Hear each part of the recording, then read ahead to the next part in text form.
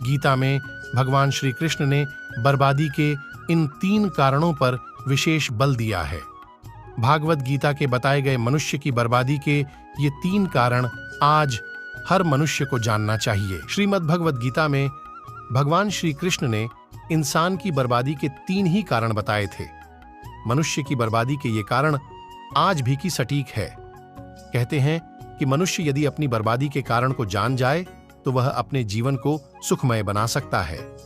गीता में भगवान श्री कृष्ण ने बर्बादी के इन 3 कारणों पर विशेष बल दिया है। भागवत गीता के बताए गए मनुष्य की बर्बादी के ये 3 कारण आज हर मनुष्य को जानना चाहिए। यह कोई मैं नहीं बता रहा, बल्कि गीता में ऐसा वर्णन मिलता है। क्या आप जानते हैं कि मनुष्य की बर्बादी के 3 कारण कौन कौन से हैं? यदि नहीं, तो आगे हम इसे एक कहानी के आधार पर जानते हैं। प्राचीन काल में एक शाही परिवार में एक लड़के का जन्म हुआ। कम उम्र में ही शाही ठाठ से दूर गुरुकुल में यह बालक सबसे होनहार था। उसने वेदों और शास्त्रों का अध्ययन किया। गुरुकुल में अब भी उसकी शिक्षा समाप्त भी नहीं हुई थी कि उसके माता पिता और सभी भाई बहन प्राकृतिक आपदा में मारे गए। शिक्षा समाप्त करने के बाद इस बालक ने प्रण लिए कि उसका सारा जीवन लोगों की भलाई में ही बीतेगा। अब इस सन्यासी ने अपनी सारी महत्वाकांक्षा त्याग दी। वह सांसारिक वस्तुओं को छोड़कर हिमालय की जंगलों में चला गया। उसने लंबे समय तक तपस्या की। धीरे धीरे इस सन्यासी की चर्चा सभी जगह होने लगी। उस राज्य का राजा बहुत ही क्रूर व्यक्ति था। राजा ने सन्यासी से भेंट करने की ठानी, जिसके बाद राजा उस सन्यासी से इतना प्रभावित हुआ कि उसने अच्छाई की राह पर चलने की ठान ली।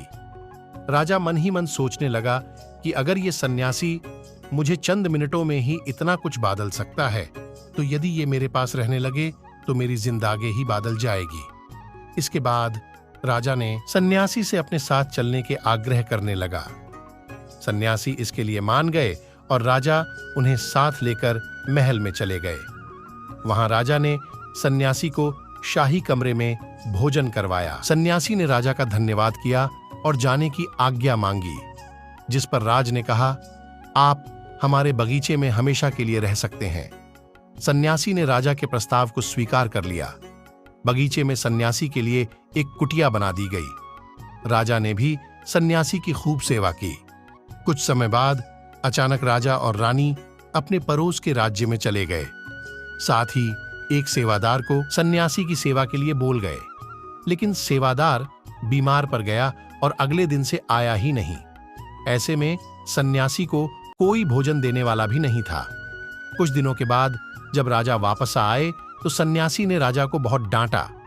राज ने सन्यासी से क्षमा मांगी और फिर सब कुछ ठीक हो गया।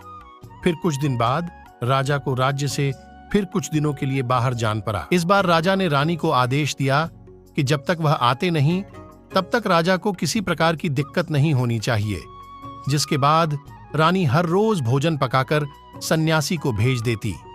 अगले दिन रानी नहाने के लिए गई और सन्यासी को भोजन देना भूल गई। जब भोजन नहीं आए तो सन्यासी सोच में पड़ गया कि और वह खुद महल में जाकर देखा। सन्यासी की नजर रानी पर पड़ी। उसने रानी के अद्भुत रूप को देखकर चकित हो गया।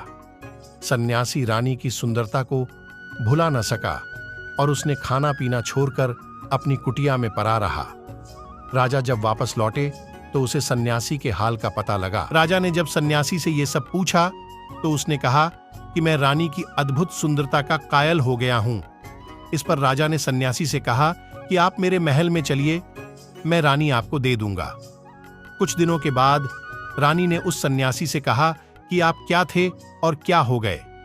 आज आप वासना के कारण मेरे गुलाम हो गए।